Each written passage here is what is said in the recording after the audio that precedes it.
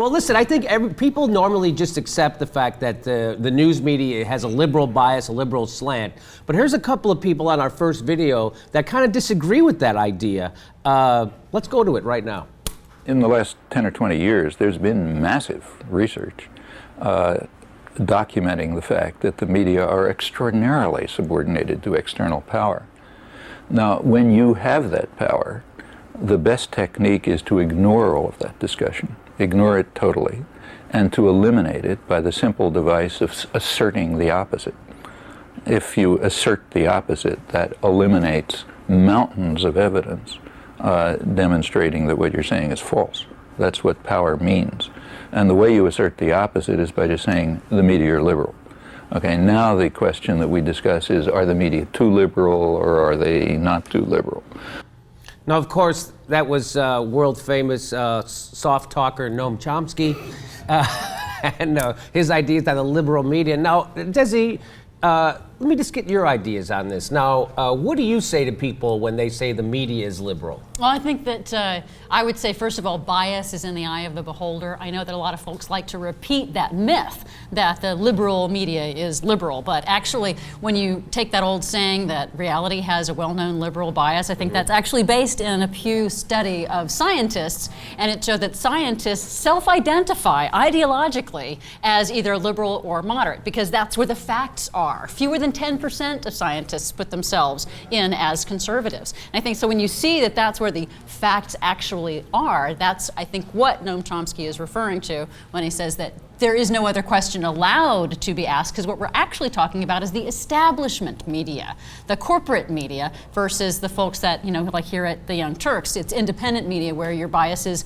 if you have them, you try to be honest and forthright about them, talk about the facts, rather than the establishment media that pretends like they have no bias and instead covers things with a specific bias towards the ideology of the establishment. Okay, does that make sense? Yes, that does make sense. But let me ask, now, John, let me ask you: is Fox wrong when they say that they're liars? These guys, I'm telling you, look, Jim, these guys are liars. How do you feel about it, though? They really? are. Don't sugarcoat it. This is there is these guys. It is they lie almost reflexively because it is good for their pockets to lie to their base. And the idea that when they talk about a mainstream media, what we're supposed to think is that, well, that there are two medias. There's the liberal bias media, and then there's this other media over here. That the liberal bias media, they get to be on cable, and they get to be on the radio, and they come to your house, and they're everywhere. And that this one over here, the media that's not mainstream, that's like media by carrier pigeon, okay? And it's just simply not the case that I brought with me, my friend, my own chart because I'm so furious about this. It makes me insane that I made some graphics, and I thought that you might find this useful. Okay. Right? Look, here. I just want you to I'll quickly go through this. Look, John prepared Fox for the show. News, He's prepared. right, here you go. Fox News has, they're the most watched cable news channel for 11 years in a row. They have the top 11 news programs on cable, right? Here you go.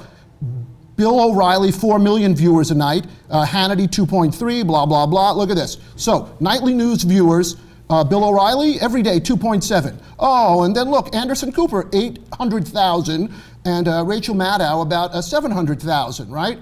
And that is a picture of Bernie's. That is Geraldo naked. You cannot unsee that. And then look, now, so, here are the mainstream, what he quotes as the mainstream media organizations, right? Bill O'Reilly gets 2.7 million viewers every night. Brian Williams, 1.5. Diane Sawyer, 1.4, and Scott Pelley, 1.2, right? And not only are they all over television, well, I'll just stop. Yes, because for the TV, amazing. so the point is that they are, it's not like there is special media that isn't penetrating the hearts and minds of Americans.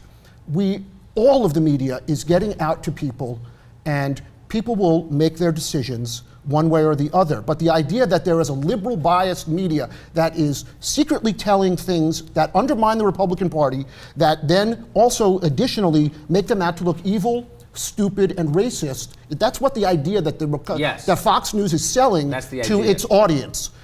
And that it's so much easier to say that about our opposition than it is to offer up suggestions that fits things. And it falls into what I see a lot in conservative media is they position themselves, the white males, as the victims somehow of society and the liberal media. Ed, let me go to you. What do you say? Now, why do you say victim and then look at me?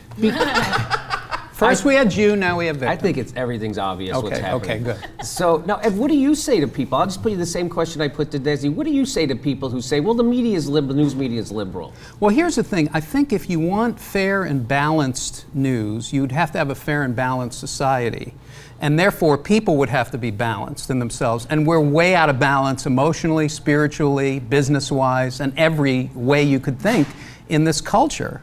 So, how are you going to have a balanced news? How are you going to have fair? Human beings are way out of balance now, and human beings are not on television. Well, so now I would say that there's an issue that you have also with this, with the idea that fairness is one thing, but balance is another, and that's kind of where we've fallen into, and I think that's what Chomsky was referring to as well, that we have fallen into this false equivalency, the false balance, that there must be two sides and only two sides, and those two sides are only the liberal Democrats or the conservative Republicans. A terrible thing to its audience, which is convince them that there are only two ways in which to look at the world. Either things are black or they are white.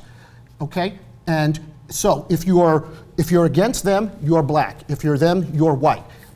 It's much harder to explain the hues of gray that really are the way our problems and their potential solutions would be exemplified. Gray is so much harder to do, and it's so much easier to say they're coming to take away our guns, and that's what we don't like. But then to also be able to say, well, we don't want to take away all of your guns. What we want to do is set up a series of regulations that would, and that on MSNBC makes it like you want to fall asleep, but that is what is needed in order to solve that particular problem. Let me go back to a time when the news divisions of television didn't have to make money. Right. Let me go back to that time, okay? Because before the movie network came out... This is shortly before you retired. That's when I started my career.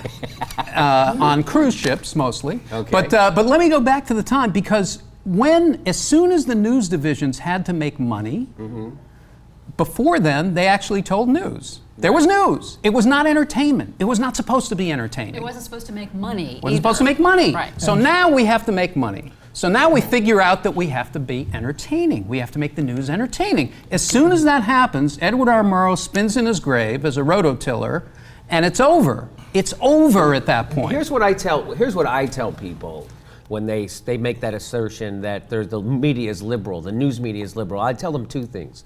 I say, well, the Fox loves to hate NBC, and they love to hate David Gregory as a big liberal guy. And I say, well, David Gregory is working for NBC News, which is owned by General Electric, which is a defense contractor and a bank. Correct. So he gets a check from a bank and a defense contractor. The two biggest stories that the news media missed in the last 10 years was the illegal war in Iraq and the banking meltdown caused by deregulation. And they're telling that, so how could that guy be why would a multinational defense contractor and a bank hire someone to undercut their message?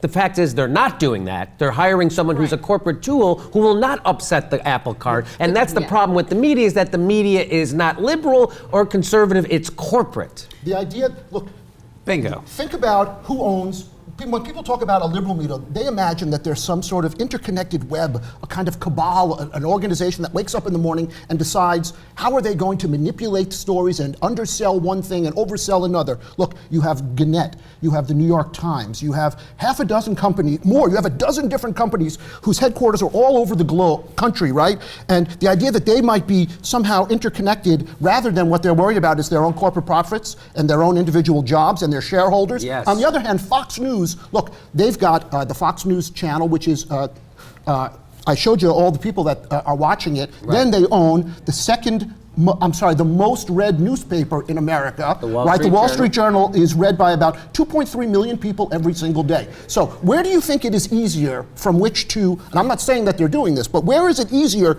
to hatch a plan in order to infiltrate society with facts and figures that might be wrong or lying or whatever it is that you're doing? Is it easier to do it at the corporation headquarters of Fox's at News Corp, where they own the newspaper and the TV channels, or at these disparate offices all over the country? Well, this is where you get into what I think are, the extensive infiltration to traditional media and traditional journalism. That's where we used to have these old style ideas of fairness when you have a corporation that then hires the executives, that then hire the managers who hire the editors. The editors decide what gets covered. So it's not just how it gets covered, it's also what gets covered. Word choices, Someone made the point, and I'm not sure who it was. It might have been Jim Hightower or Bill Moyers who made the point that they do studies, right? So conservatives will say the news media is liberal because we did a study and we found out that more news reporters voted for Obama than voted for John McCain.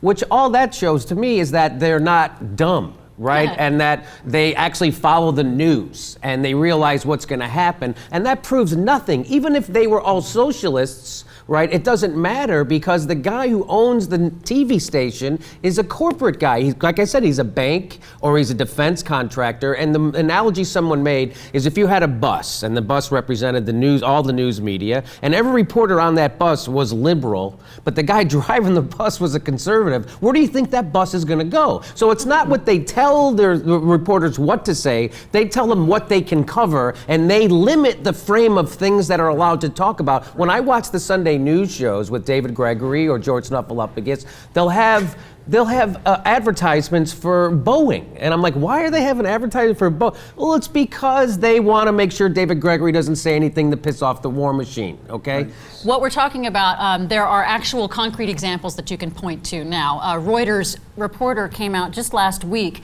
and he has left Reuters since, but he said that he used to be focused very strongly on climate coverage. He's a good science writer. And he talked about when a new editor came in, this new editor explicitly told him, we're not going to really cover those things as much as we used to. And then, he discovered that his pitches were not being accepted. Right. And anybody who's pitched an article knows you have to wait for the editor to decide if that's right for that publication. And he found that there was 50%. There's a Media Matters study that found that Reuters coverage has now dropped 50% on climate. And this is a dangerous and important, very challenging issue for the nation, and we are not getting this coverage that we deserve. I want to say, forgive me, I totally that's okay. disagree. I know. And look, all of this assumes that the people who live in America are getting their news from one place and one place only, and that we're not. We're on our phones, and I look at The Atlantic. I look at some nonsense email that Eric Erickson from his crazy website sends me. Right? I get news from 17 different things, and some of it is owned by one company, and then I go and I turn on the local news and I get news from that channel. And then I talk to a buddy at work and he's got a different perspective. Okay. All of this assumes that we lack the gene to differentiate one thing from another, and that we're not able to make thoughtful decisions. I think that most people do lack the gene. That they don't lack the gene. They lack the time. Look, I talked to John about this. We were talking off camera. I'm a guy who's trying to hold on. I wasn't talking to Ed off camera. You guys had time to talk off camera? I was in makeup all day. No, I'm a guy who's got a family who's trying to save my house. So why do I have time to look at 18 things? I don't have time. And that's, I think, that we are actually, as sort of news junkies, we're sort of the exception to this. I talk to my family members, I talk to my friends. If you have a family and kids and a job and a house, you got a lot more on your plate. And most people simply do not have the time to filter through and figure out That's America. which one of these. That's what America is. That's why you turn to the Young Turks. We will filter it out and tell you what the truth is. But right now, the truth is we're up against the break.